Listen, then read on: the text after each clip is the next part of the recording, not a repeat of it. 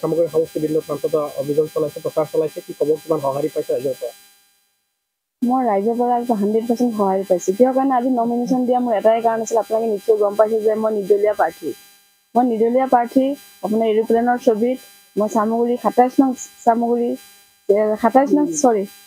নং চিঙিমাৰী জিলা পৰিষদ হিচাপে সকলো শুভাকাংক্ষীৰ লগত মই লগ কৰিবলৈ মানে মোৰ অকণ অসুবিধা হৈছে, যিহেতু মোৰ একচুৱেলি ক'ব গ'লে মোৰ দুটা মোবাইল আছে। আজি মই 2013 চনৰ পৰা এই চিঙিমাৰী জিলা পৰিষদটোত মই ঘূৰি আছিলোঁ। ৰাইজৰ লগত মোৰ পুৰা মতামতত মানে ৰাইজৰ লগত মই চলি আছিলোঁ। দুখ বিপদৰ মাজতো মই ৰাইজৰ লগতে আছিলোঁ। তেওঁলোকৰ যদি কেতিয়াবা যদি অসুবিধা হৈছে মোলৈ কণ্টেক্টত আছিল।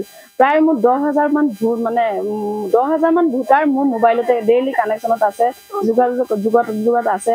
আজি মোবাইলতো মই চবকে কৈ দিছোঁ যে দাদা বাইদেউ মই আপোনালোকক লগ কৰিব পৰা নাই, প্ৰত্যেকটো ঘৰে ঘৰে যোৱাটো মোৰ সম্ভৱ নহয়, যিহেতু আপোনাৰ পঞ্চায়ত নিৰ্বাচন কাষ চাপি আহিলে।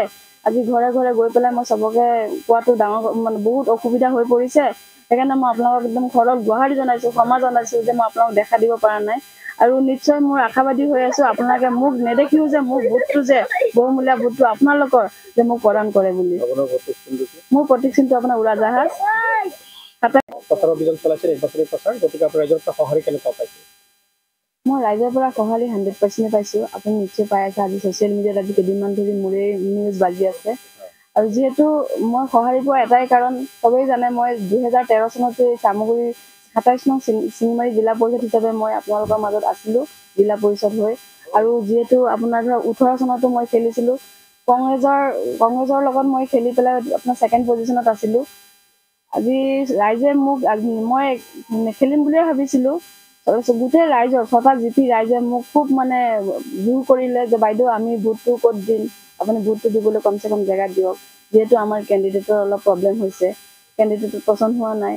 এনেকৈ ৰাইজে মোক বহুত জেগাৰ পৰা ফোন কৰিছে। ফোন কৰাৰ কাৰণে মই নমিনেশ্যন দিবলৈ বাধ্য হ'লোঁ। মই ৰাইজৰ জৰিয়তে মই আজি নমিনেশ্যন দি পেলাই আপুনি চিঙিমাৰী জিলা পৰিষদ হৈ পেলাই মই গোটেই গাঁৱত কাম কৰি আছোঁ। আপোনাৰ লগত মূল প্ৰতিদ্বন্দ্বী কাৰ হ'ব? মোৰ লগত মূল প্ৰতিনিধি আপোনাৰ কংগ্ৰেছৰ হ'ব। আপোনাৰ জিলা পৰিষদখনৰ কেইজন প্ৰাৰ্থী আছে? মোৰ জিলা পৰিষদত আপোনাৰ 3জন প্ৰাৰ্থী আছে।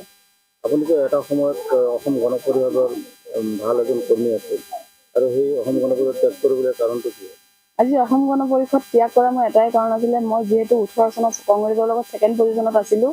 মই এইবাৰো আপোনাৰ ইলেকশ্যন খেলিম বুলি ৰাইজৰ ওচৰত মই আমাৰ কমিটি আছিলে, আমাৰ চামগুৰি সমষ্টি কমিটি আছিলে, আপোনাৰ আমাৰ ডিষ্ট্ৰিক্টৰ প্ৰেচিডেণ্ট আছিলে, তেখেতক মই জনাইছিলোঁ অসম গণ পৰিষদৰ। আৰু তেওঁলোকেও মানে পুৰা চেষ্টা কৰিছিলে যে আমাৰ চিঙিমাৰী জিলা পৰিষদটো আমাৰ AGP হৈ ৰাখিবৰ কাৰণে, যিহেতু আমাৰ অসম গণ পৰিষদ আৰু বিজেপি মিত্ৰজোঁট হৈ পেলাই আমাৰ চৰকাৰখন চলাই আছে। তেওঁলোক আশাবাদী আছিলে যে আমি চিঙিমাৰী ZPCটো যিহেতু আমাৰ 18 চনত 2nd পজিশ্যনত আছিল।